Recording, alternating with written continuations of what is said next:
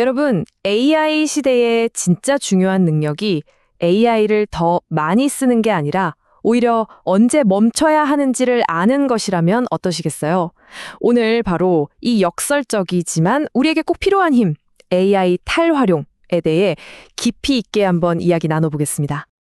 네, 바로 이 문장이 오늘 우리가 함께 파헤쳐볼 핵심 아이디어입니다. 보통 AI를 더 자주, 더 똑똑하게 쓰는 게 무조건 좋은 거라고 생각하잖아요.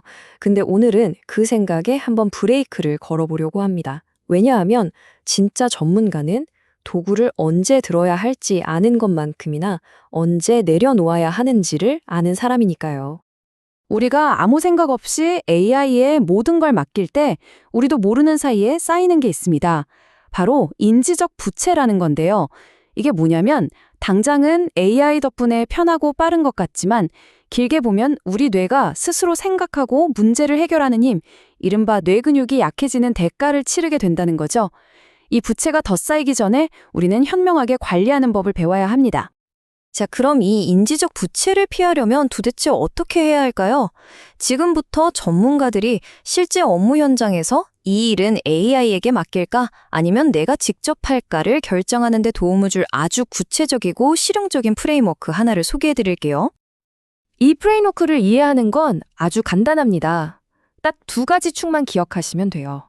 첫 번째는 이 일을 하는데 내 머리를 얼마나 써야 하나 하는 인지적 노력이고요. 두 번째는 이 일이 잘못됐을 때 얼마나 큰일 나나 하는 영향력과 위험 수준입니다. 이 두 가지를 기준으로 모든 상황을 판단하는 거죠. 자, 바로 이겁니다.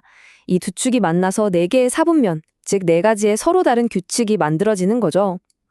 어떤 일은 사람이 꼭 책임져야 하는 사람 전담형이 있고 어떤 일은 과감하게 맡겨버리는 AI 위임형도 있습니다.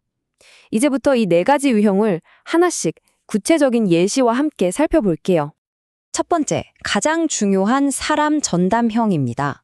이건 인지적 노력도 많이 들고 그 결과의 영향력이나 위험도도 아주 높은 일들이에요.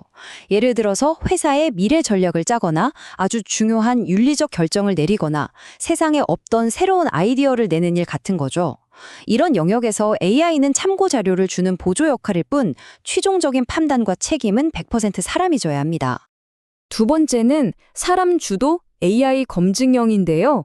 일의 중요도는 높지만 아주 창의적인 사고까지는 필요 없는 경우예요. 예를 들어 변호사가 직접 계약서의 핵심 내용을 다 작성한 다음에 AI한테 혹시 오타는 없는지, 빠뜨린 법률 조항은 없는지 마지막으로 검토해달라고 하는 거죠. 사람이 운전대를 잡고 AI는 옆에서 꼼꼼하게 내비게이션 역할을 해주는 그림입니다. 세 번째는 진짜 협업에 가까운 모델입니다. AI 협업형인데요. 위험 부담은 낮지만 아이디어가 많이 필요한 일들에 딱 맞죠. 가령 마케팅 캠페인 아이디어를 짤 때 AI한테 아이디어 100개만 뽑아줘 하고 던져보는 거예요. 그럼 AI가 내놓은 수많은 아이디어 중에서 인간이 보석 같은 걸 골라내고 그걸 더 날카롭게 다듬는 데 집중하는 방식입니다. 마지막 네 번째는 AI 위임형입니다. 이건 인지적 노력도 거의 안 들고 혹시 잘못돼도 큰일 날 일 없는 단순 반복 업무들이죠. 매일 쏟아지는 이메일을 자동으로 분류하거나 여러 사람의 스케줄을 조율해서 회의 시간을 잡는 일 같은 거요. 이런 건 과감하게 AI에게 맡겨서 우리의 소중한 시간과 정신적 에너지를 진짜 중요한 곳에 써야겠죠. 자, 지금까지는 주로 전문가들의 업무 환경에 대해 이야기했습니다. 그런데요, 이제부터가 정말 중요합니다. 이 규칙이 그대로 적용되지 않는 아주 결정적인 예외 영역이 있거든요. 바로 학습의 영역입니다. 특히 정책을 만드시는 분들, 그리고 교육 현장에 계신 선생님, 학생, 또 학부모님들께서는 이 부분을 꼭 주목해 주셔야 합니다. 핵심은 이겁니다. 직장에서는 과정의 어려움을 줄여서 효율을 높이는 게 목표지만 학생들의 학습에서는요, 그 어려움과 씨름하는 과정 자체가 바로 목표입니다. 수학 문제를 붙잡고 끙끙 앓는 그 시간, 글이 안 써져서 머리를 쥐어뜨는 그 순간에 우리 뇌가 땀을 흘리면서 진짜 실력이 만들어지는 거거든요. 그래서 교육 현장에 드리는 핵심 제언은 바로 이것입니다. AI 사용법을 가르치는 특별한 수업이 아니라면 대부분의 학습 활동은 기본적으로 사람 전담형으로 설계되어야 한다는 겁니다. 쉽게 답을 찾는 요령이 아니라 어렵게 답을 찾아가는 힘, 그 자체를 길러주는 것. 이것이 우리 아이들의 미래 인지적 부채를 막아주는 유일한 길입니다. 자, 그럼 이론은 알겠습니다.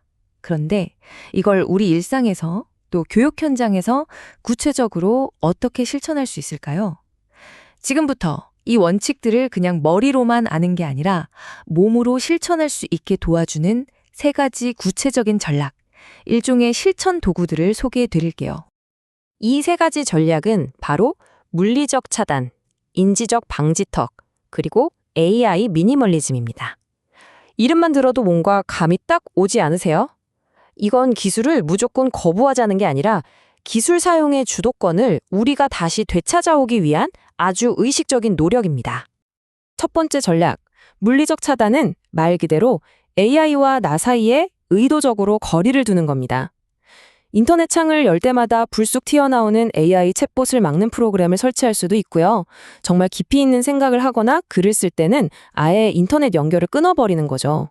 특히 아이디어를 처음 구상할 때는요, 컴퓨터를 잠시 덮어주고 종이와 펜, 화이트보드 같은 아날로그 도구를 써보세요. 우리 뇌의 독창성을 깨우는데 정말 효과적입니다. 두 번째 전략, 인지적 방지턱은 정말 흥미로운 개념입니다. 뭐냐면요, 우리가 뭔가 막힐 때마다 너무나 자동적으로, 거의 반사적으로 AI를 찾게 되잖아요. 바로 그 습관에 제동을 거는 방지턱을 의도적으로 설치하는 겁니다. AI를 사용하는 게 무의식적인 반응이 아니라 한 번 더 생각하고 내리는 의식적인 선택이 되도록 만드는 거죠. 그 방지턱의 가장 대표적인 방법 중 하나가 바로 이 숫자 10분에 숨어 있습니다. 바로 10분 규칙입니다. AI에게 뭔가를 물어보고 싶은 충동이 딱 들 때 일단 10분만 멈추고 기다리는 거예요. 그리고 그 10분 동안 어떻게든 내 머리로 먼저 해결해 보려고 애쓰는 거죠. 신기하게도 이 짧은 멈춤 동안에 스스로 답을 찾을 때도 많고요. 설령 답을 못 찾더라도 질문 자체가 훨씬 더 날카로워집니다. 이건 우리의 문제 해결 근육을 키우는 아주 강력한 훈련법이에요. 마지막 전략은 AI 미니멀리즘입니다. 우리의 디지털 환경을 한번 대청소하는 거라고 생각하시면 쉬워요.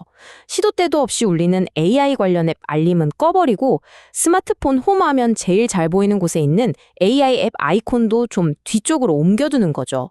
일주일에 하루쯤은 AI 없는 날로 정하거나 집이나 사무실에 디지털 기기 프리존을 만드는 것도 우리 뇌가 온전히 휴식하고 집중력을 회복하는 데 정말 큰 도움이 됩니다.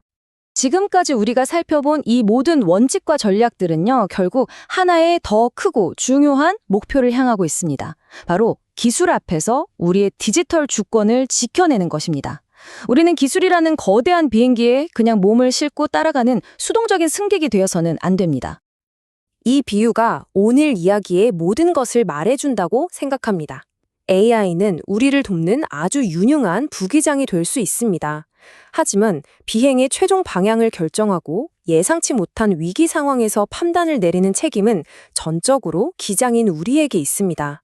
우리는 언제든 부기장의 조언을 듣되 최종 판단은 내가 내린다는 생각으로 조종관을 꽉 잡고 있어야 합니다. 바로 이것이 디지털 주권의 진짜 의미입니다. 내 생각의 주도권을 알고리즘에 넘겨주지 않는 것.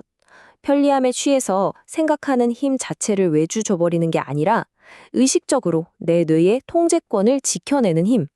이것이 AI 탈활용의 궁극적인 목표인 거죠. 오늘 이야기를 마치면서 마지막으로 이 질문을 여러분께 남기고 싶습니다. 바로 오늘, 지금 이 순간, 여러분 생각의 조종관은 누가 잡고 있습니까? 그 조종관이 온전히 여러분의 손에 있나요? 아니면 나도 모르는 사이에 슬쩍 알고리즘에게 넘겨주고 있지는 않으신가요? 이 질문에 대한 답을 스스로 찾아가는 것이야말로 AI 시대를 주체적으로 살아가는 우리 모두의 첫걸음이 될 겁니다.